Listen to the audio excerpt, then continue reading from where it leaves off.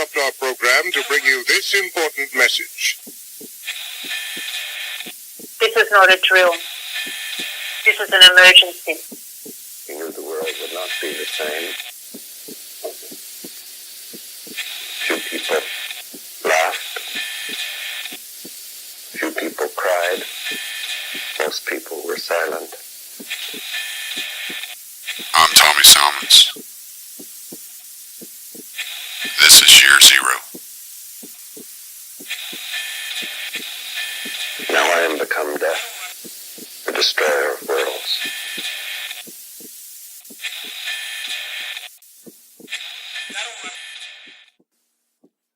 Year Zero, as defined in the dictionary, the beginning, 1975, of the period during which Cambodia was under the control of the Khmer Rouge. Second definition, the beginning of revolutionary change. Third definition, the beginning of any new system or regime.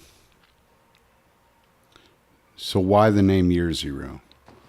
Where is this podcast going? I've been contemplating how to get into this the last couple of weeks. This is probably going to be a fairly short episode along the 20-minute timeline for a Thursday, but I think it's necessary to give some insight into my thinking. I ran across the term Year Zero in the Vault 7 collection released by WikiLeaks, in which the CIA had labeled a program Year Zero, and the program was all about collecting data. It was collecting data from phone companies, from cable companies, internet providers,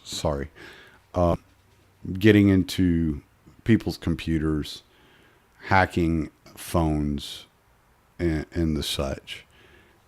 And it struck me odd that they called the program, or at least referred to the program, as Year Zero.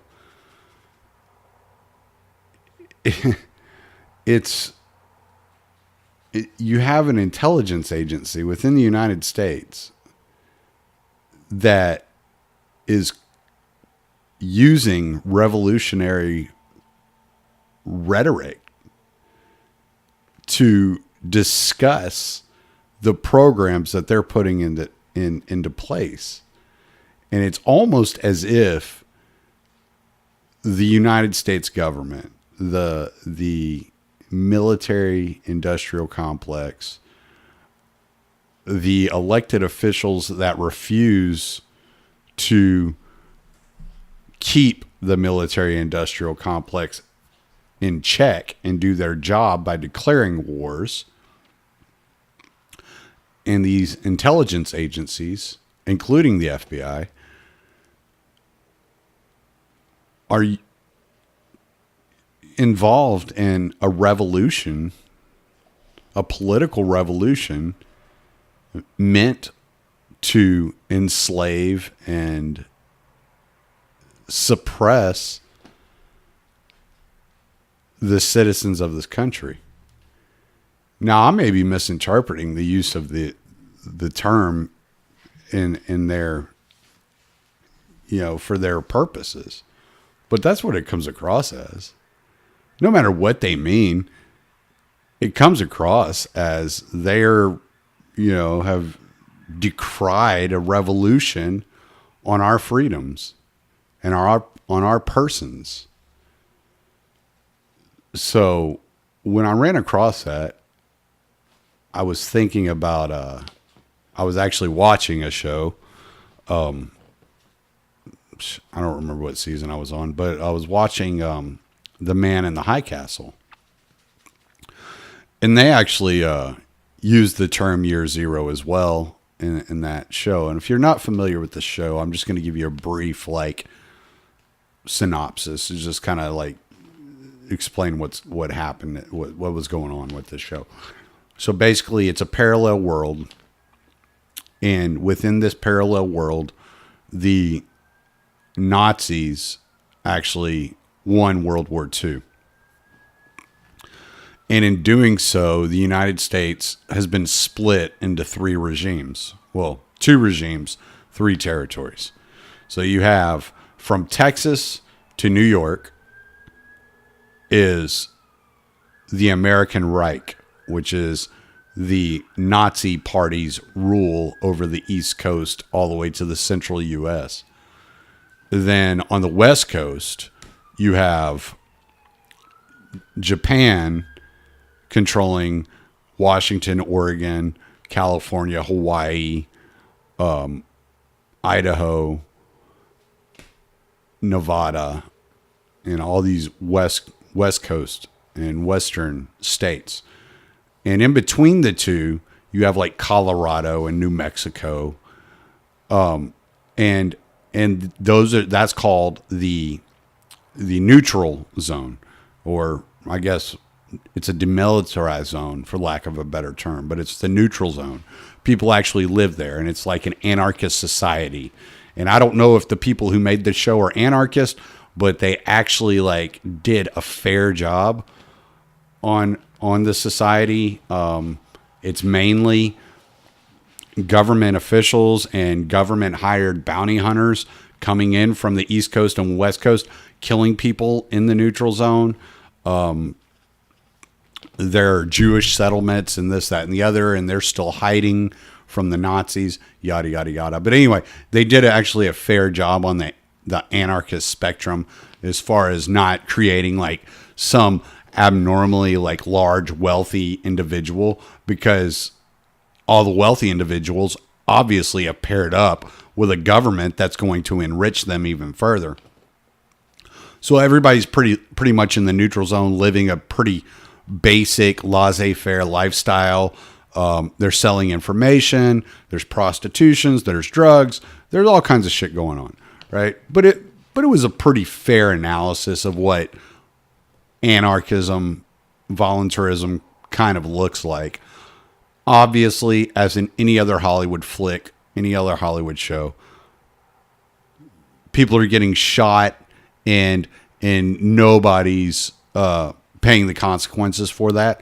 I don't mark that up to the factor of how these people live, because it happens in every movie, no matter what the government is, and it's actually happening in the American Reich on the East Coast and the Japanese territory on the West Coast. There's actually violence there too.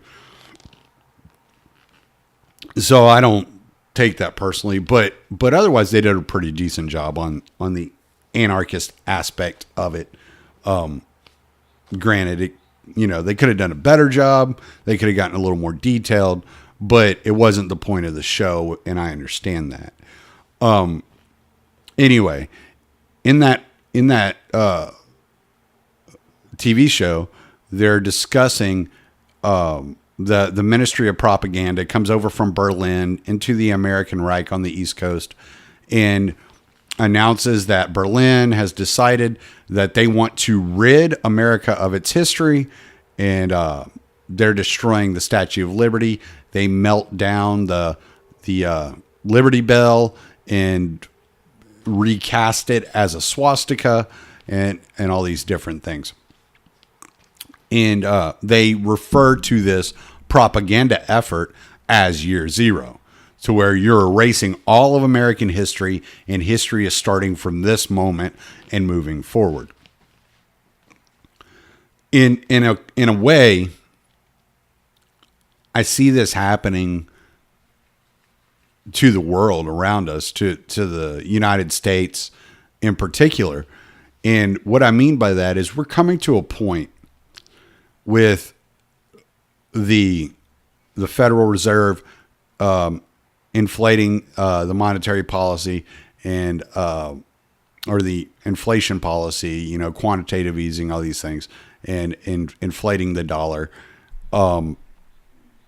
the idea that utterly ridiculous. And I look at it and I'm like, what's the most likely scenario to happen?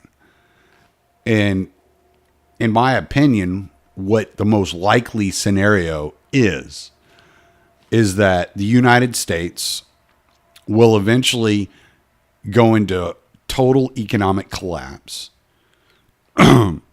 And there will be a breaking up of the United States, very similar to what we saw with the Soviet Union. Now, make no mistake, those put in place to manipulate the economics of the U.S. are very good at what they do.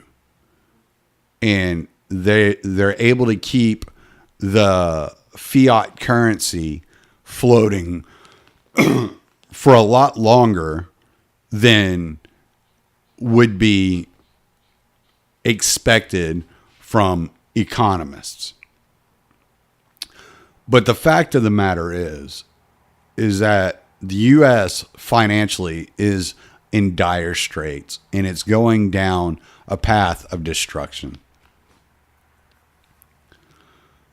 So what I'm planning on doing with year zero is to really turn my focus into those aspects of government that are leading to the fall of the United States. So there will be talk of CIA. There will be talk of the FBI. There will be talk of the military-industrial complex and foreign policy. There will probably be talk of Federal Reserve. There will be all these new aspects that I'm going to be focused on. The war on journalism, the war on whistleblowers. Really focusing in on the people that are trying to preserve some semblance of liberty, while the quote unquote deep state, whatever you want to call it, the establishment, however you want to say it, is zeroed in on robbing us of these liberties in any way, shape, or form.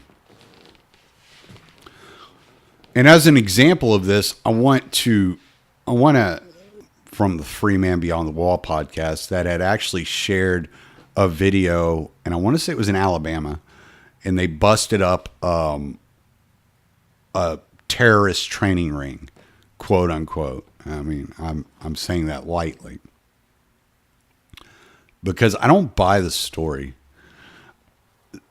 They filmed this patch of earth that looks like a junkyard and has tarps all over the place.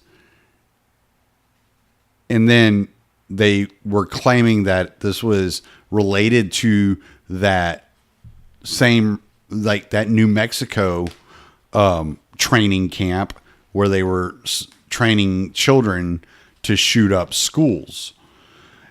And there was something really odd about the video, but what struck me the hardest, and this was I think it was a local news channel, Channel 4 or something of that nature in Alabama. But what struck me the most was they were interviewing a guy from the FBI. And he had come out and said that, hey, you know what? If you see something, it's not if you see something, say something. He said, if you see somebody that you don't recognize, that maybe you think doesn't belong or isn't around or is in the wrong area, and they're doing something that is potentially normal and nonviolent, they may just be exercising their First Amendment. But you need to be aware of these threats. And it really struck me that Here we got a guy in the FBI who's sworn an oath to the Constitution, who's basically telling you if you see somebody that you're uncomfortable with just by their appearance, that you should probably report them, even if all they're doing is talking, even if all they're doing is speaking. You should probably report them if you don't like what they have to say and the way they look.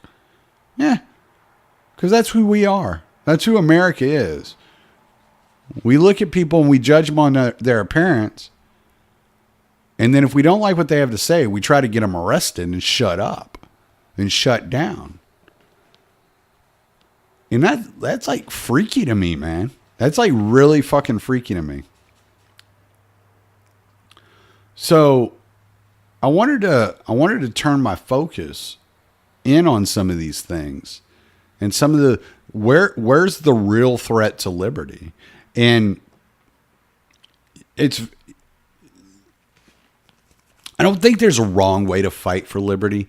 I think there's a very good argument to be made that you have to change the minds of the average person, and that sometimes ridicule and shame works in that aspect.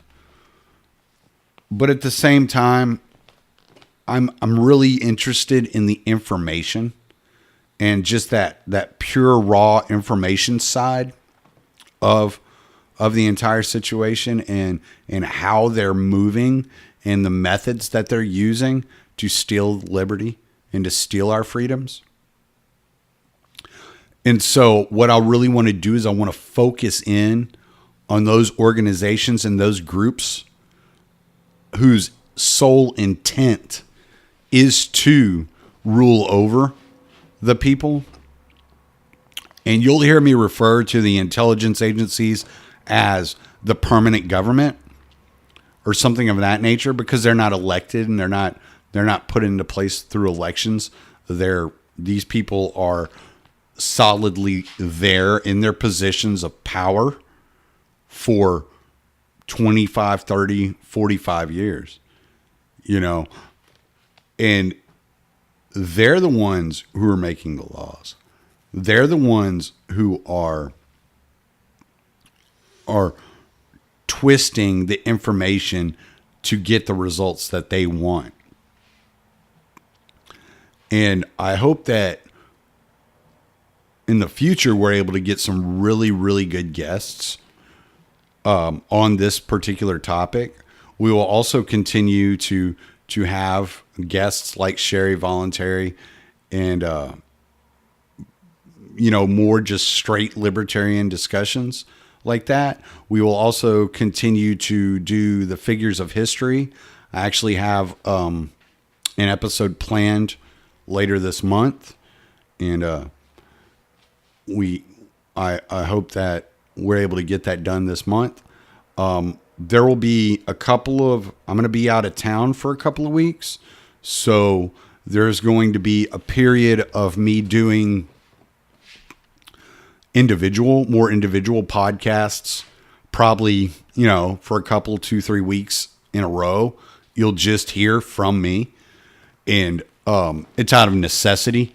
I have some stuff I have to get taken care of, so I'm going to have to be out of town for a couple of weeks working.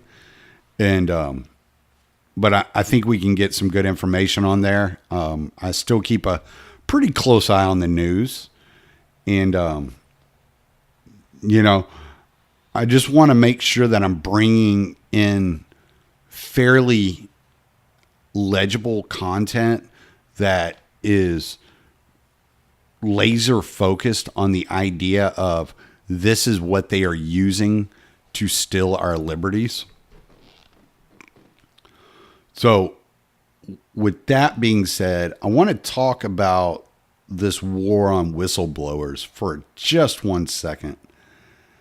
And it's really hard for me to comprehend the mindset of the American people as more and more whistleblowers come forward and are threatened or arrested, it strikes me as odd that more people aren't up in arms about the idea. And the reason is that if when you join, like, let's say you join the military, or you're a politician, or you join the NSA, or any of these organizations,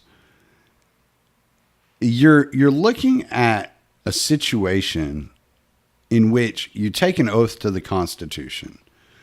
And then after you take your oath to the Constitution, then you're given specific orders. And you're told that if you reveal any sensitive classified information, that you are breaking federal laws. But when that classified information is proof of the United States government via the Constitution, you would think that your oath to the Constitution would come first and foremost, because that is supposedly the law of the land. That is supposed to be the law that the federal government falls under and that restricts the federal government. And if they are overextending themselves and bypassing that law, then that needs to be brought forward to the people so that the people can keep the federal government in check. And that's what the job of a whistleblower is. It's to reveal the federal government committing crimes in order to empower the citizens of the nation with information that will allow the federal government in check. So just a couple of weeks ago, on May 9th, there was a whistleblower arrested, Daniel Everett Hale. And according to the Justice Department, my article shut down. Let me see if I can get it back. Shit. Anyway, what Mr. Hale had done was, I couldn't get back to the article for some reason. It wanted to be a retard for me. So that makes me extremely happy when that happens. But what Mr. Hale had done was he was in analytics within the Air Force. And after all these years of the United States government telling us that they didn't have any numbers, no figures on the amount of innocent people killed by drones, Mr. Hale apparently, and I don't have his rank in front of me because I can't get the article back up, but allegedly Mr. Hale released that information. And I know The Intercept have been publishing some of these leaked documents and some of this information about the amount of civilians and women and children killed by drone bombings. So that information was coming from this intelligence officer of the Air Force. It's far from rare that these people have the book thrown at them. I mean, you could look at Thomas Drake or William Binney, after Daniel Ellsberg. They're after Ed Snowden. Chelsea Manning's still dealing with a bunch of shit. But these people that come out and blow the whistle, And I'm not saying they're all right in what they do, but what they're doing is they're taking seriously an oath that they took. And they're looking at it and they're saying, you know what, man, like this is horrible. Now, like Reality Winner, I don't really understand that case much. And it seems like that was kind of like done for more of a political reason than an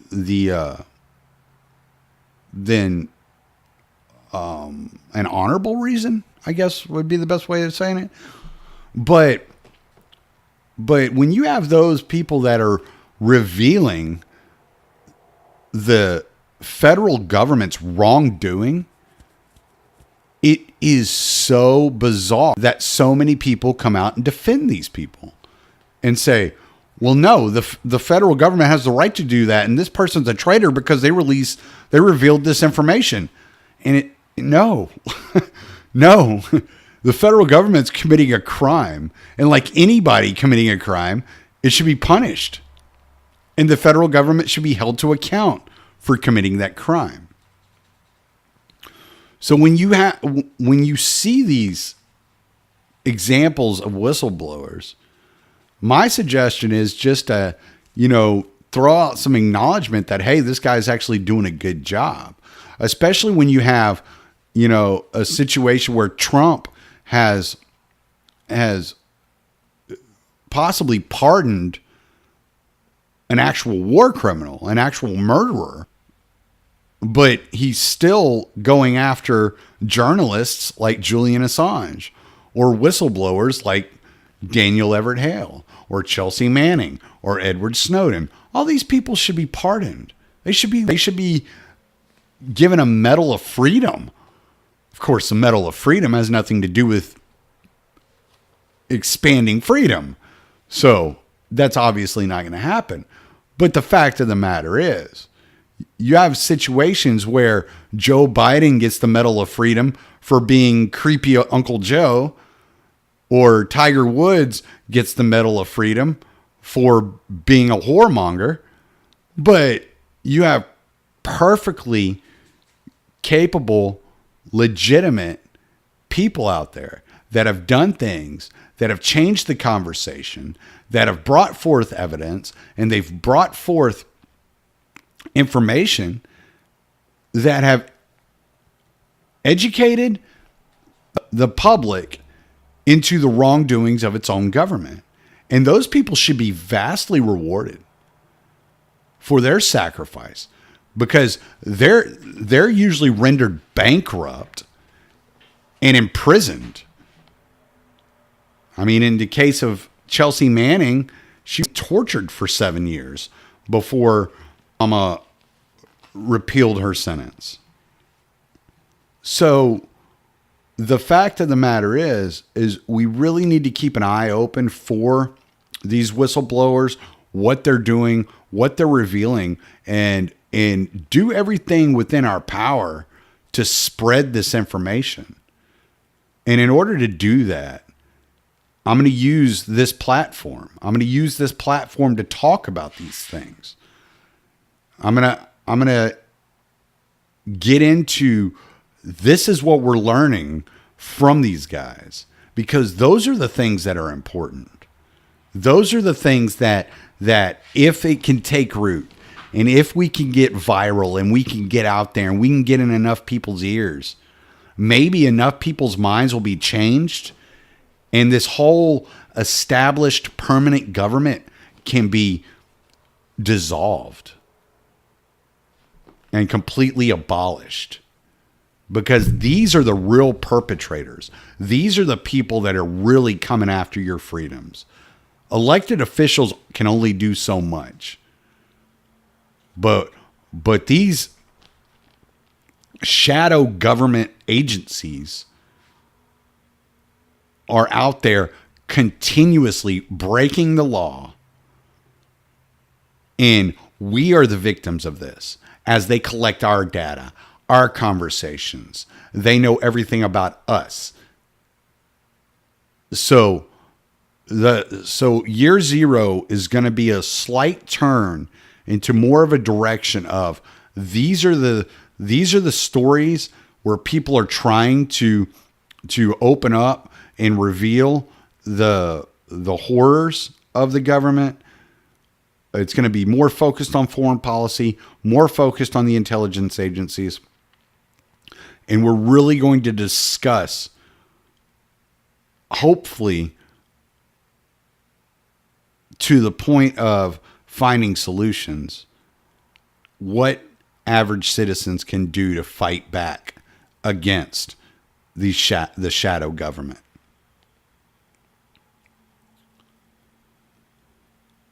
That was basically all I had for the day. That was pretty much it.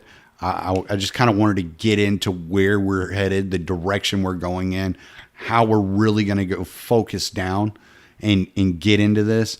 I have a really cool interview scheduled for Monday. You don't want to miss that. I wanted to let everybody know that $80,000 for Justin Raimondo's cancer was successfully raised. Thanks to everybody who donated. This is awesome. This will help in funding the treatment of Justin Raimondo's cancer and his treatment going forward. So that's really awesome. I really appreciate all y'all. Late. You take on the intelligence community. They have 6 ways from Sunday of getting back at you. I was the CIA director. We lied, we cheated, we stole. We had entire training courses. It reminds you of the glory of the American experiment. You take on the intelligence community. They have 6 ways from Sunday of getting back at you. I was the CIA director. We lied, we cheated, we stole. We had entire training courses. It reminds you of the glory of the American experiment.